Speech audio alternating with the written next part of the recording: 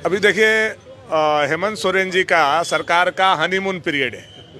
इसमें हम लोग उन लोगों को खलल नहीं डालना चाहते हैं, लेकिन आप ही लोग सवाल पूछते हैं तो स्वाभाविक रूप से उनके हनीमून पीरियड में खलल है कि जो टुकड़ा टुकड़ा गैंग था उनका सब वोट एक जगह इकट्ठा एक मुश्त हुआ, जिसके चलते हम लोगों को पराजय का सामना करना पड़ा। देखिए इरफान अंसारी जी को बहुत बहुत शुभकामना, बधाई।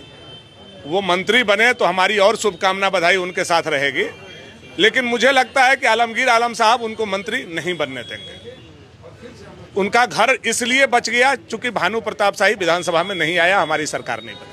5 साल बचा ले, 5 साल के बाद फिर हम लोग आएंगे। हम लोग अपने बात पर आज कोई एक कारण से न जीत होती है न कोई एक कारण से हार होती है। कई कारण मिला करके एक कारण बनता है, जो कारण बड़ा हो जाता है जोड़ते जोड़ते, उससे जीत मिलती है और उसी से हार होता है।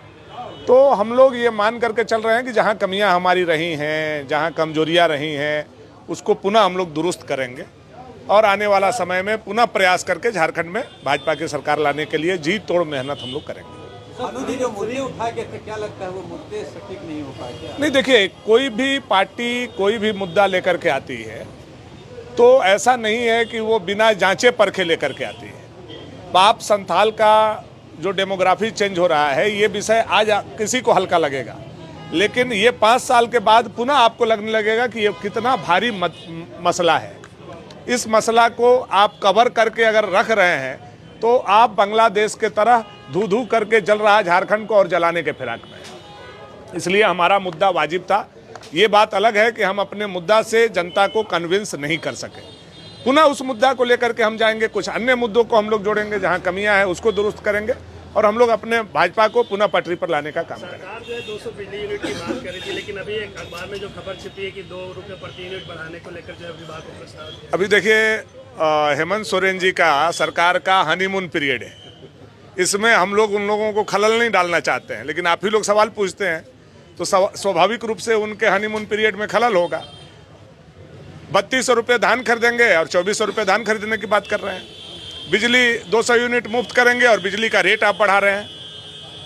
तो ये जो मैया समान योजना में कोई कंडीशन नहीं लगाएंगे, विदाउट कंडीशन हम लोग मैया समान योजना देंगे और जैसे ही सरकार बनती है आप कंडीशन लगाते हैं, ये कंडीशन होगा, ये कंडीशन होगा। इसका मतलब सरकार जो है अपने मुद्दों से यू टर्न ले रही है और जनता अपनी नंगी आंखों से देख रही है और आने वाला समय में उसका एनालिसिस करेगी और जैसे इनको प्यार से बैठाया है वैसे इनको हाथ पकड़ करके उतारेगी। फिर गट्टा बोलेंगे तो फिर आप लोग हमको FIR करवा दीजिएगा।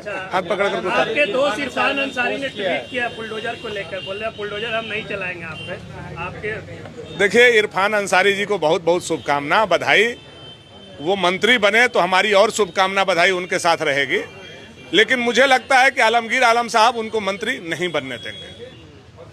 उनका घर इसलिए बच गया चूंकि भानु प्रताप शाही विधानसभा में नहीं आया, हमारी सरकार नहीं बनी। 5 साल बचा ले, 5 साल के बाद फिर हम लोग आएंगे। हम लोग अपने बात पर आज भी कायम है, चूंकि उन्होंने एक आदिवासी विधवा महिला का, गुरु जी के बड़ी बहू का अपमान किया है। वो अपमान जीवन भर हम लोग नहीं भूल पाए। महाराष्ट्र में एक है तो सिर्फ एक नारा चला, झारखंड में नहीं चला, इसका वजह क्या मानते हैं आप? पिछले बार से 9 लाख वोट भारतीय जनता पार्टी को अधिक आया। पिछले बार से 3% वोट हमें अधिक प्राप्त हुए। आप ऐसे कैसे कह सकते हैं कि नहीं चली? ये कहिए कि जो टुकड़ा टुकड़ा गैंग था उनका सब वोट एक जगह इकट्ठा एक मुश्त हुआ, जिसके चलते हम लोगों को पराजय का सामना करना पड़ा। ऑल ओवर जब आप एनालिसिस करेंगे तो आप पाएंगे कि भारतीय जनता पार्टी पर जनता का विश्वास बढ़ा है। हमारे कार्यकर्ताओं ने जी तोड़ करके मेहनत किया है और उस मेहनत का परिणाम है कि 9 लाख वोट हमें अधिक मिले हैं। अलायंस को छोड़ करके मैं केवल बीजेपी का बात कर रहा हूं। जब 2019 का और 2024 का आप एनालिसिस करेंगे तो 9 लाख वोट हमें अधिक प्राप्त हुए। तो इसका मतलब हम विनर हैं। ठीक है, मैथमेटिक्स के संख्या में हम पीछे जरूर हैं, लेकिन जनता के प्यार में, दुलार में, स्नेह में, आशीर्वाद में भारतीय जनता पार्टी की कमी नहीं हुई है, हम लोगों की वृद्धि हुई है।